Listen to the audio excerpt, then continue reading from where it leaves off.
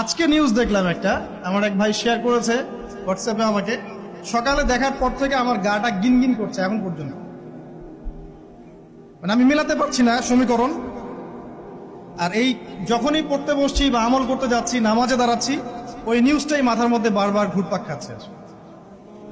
দেখলাম যে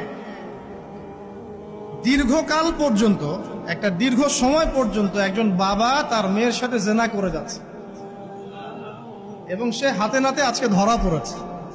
মানুষ তাকে গণপিটুনি দিচ্ছে। কোন একটা জেলার নাম বললো, আমি ঠিক মনে করতে পারছি না, মেবি পটুয়াখালী টাইপের কোন একটা জায়গা।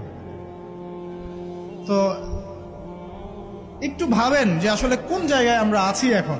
আমরা কি সুস্থ না বিশ্বটা সুস্থ? একজন বাবা কিভাবে একজন মেয়ের সাথে, যুবতী মেয়ের সাথে একটা লম্বা সময় পর্যন্ত শারীরিক সম্পর্ক মেনটেন করতে পারে? আর মিডিয়ার মাধ্যমে যখন এটা মানুষের কাছে প্রচার হচ্ছে, তখন মানুষের মধ্যে একটা চিন্তা আসছে যে আসলে এটাও হতে পারে।